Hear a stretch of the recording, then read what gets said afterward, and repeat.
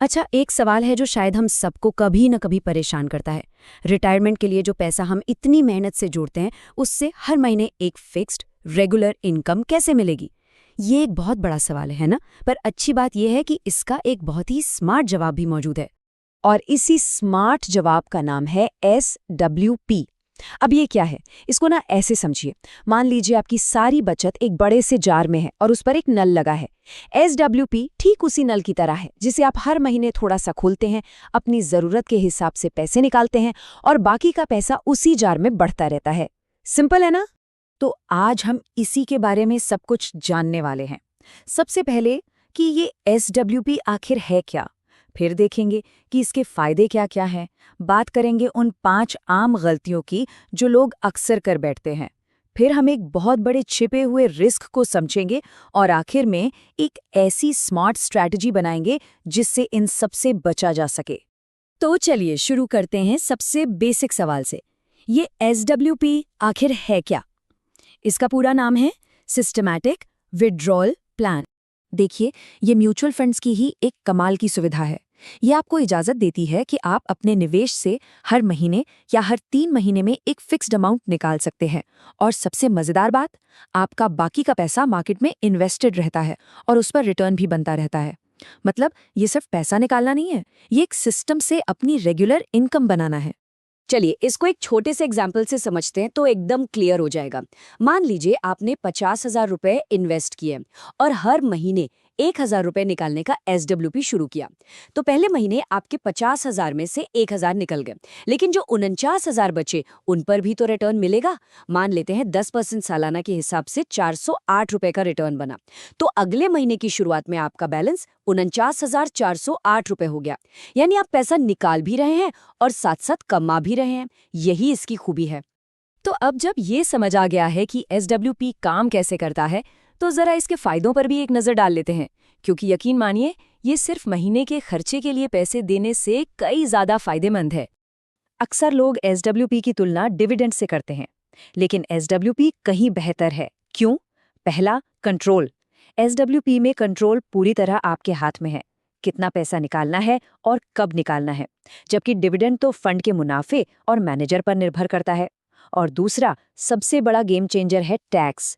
SWP में आपको सिर्फ आपके मुनाफे वाले हिस्से पर यानी कैपिटल गेन्स पर टैक्स देना होता है, लेकिन डिविडेंड में आपके पूरे इनकम पर आपके टैक्स स्लैब के हिसाब से टैक्स लगता है, जिससे आपकी टैक्स देनदारी बहुत ज्यादा बढ़ सकती है।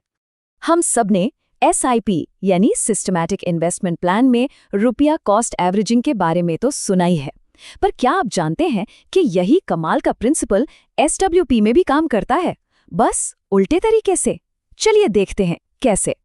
देखिए, जब बाजार ऊपर है और NAV मान लीजिए 525 रुपए है, तो आपको 50,000 रुपए निकालने के लिए सिर्फ 95 यूनिट्स बेचने पड़े।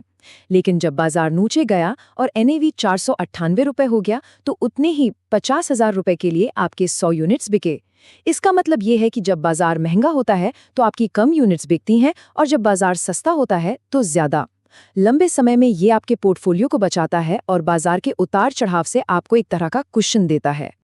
अब तक तो सब बहुत बढ़िया लग रहा है ना? लेकिन देखिए, SWP एक टूल की तरह है, और अगर किसी टूल को सही तरीके से इस्तेमाल न किया जाए तो वो नुकसान भी पहुंचा सकता है। तो चलिए अब उन आम गलतियों पर बात करते हैं जो निवेशक अक्सर कर देते हैं।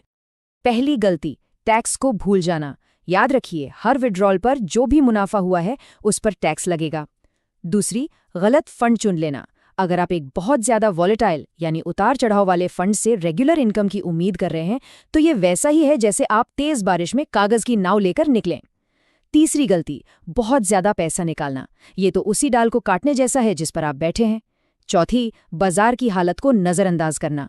अगर मार्केट गिरा हुआ है और आप तब भी उतना ही पैसा निकालते हैं, तो आप अपनी ज्यादा यूनिट्स सस्ते में बेच रहे हैं।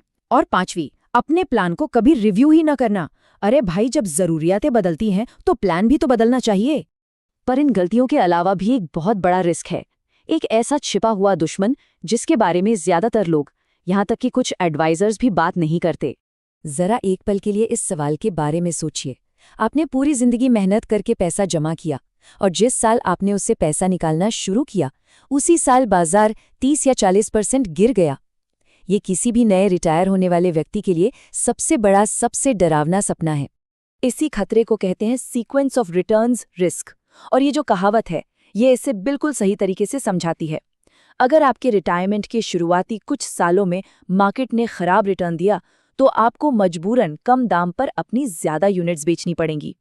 इससे आपकी मूल पूंजी को ऐसा नुकसान पहुंचता है जिसकी भरपाई बाद के अच्छे रिटर्न्स भी नहीं कर पाते।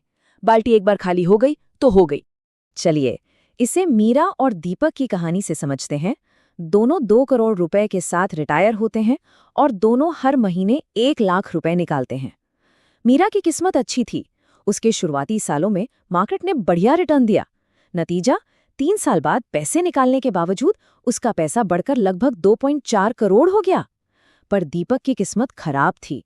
उसके शुरुआती सालों में मार्केट बुरी तरह गिरा और 3 साल बाद उसका पैसा घटकर सिर्फ 1.35 करोड़ रह गया। उसका पोर्टफोलियो हमेशा के लिए डैमेज हो चुका है। यही है सीक्वेंस ऑफ रिटर्न्स रिस्क का क्रूर सच। तो अब सवाल ये उठता है कि करें क्या?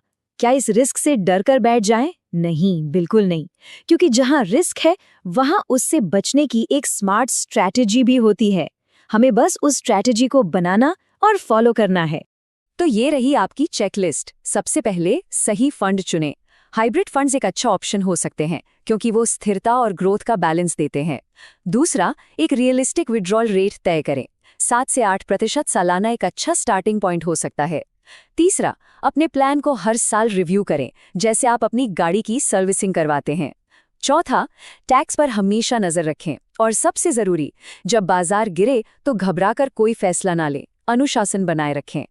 और ये शायद आज की सबसे ज़रूरी बात है जिसे गांठ बांध लेना चाहिए। SWP अपने आप में कोई पूरी रिटायरमेंट स्ट्रैटेजी नहीं है।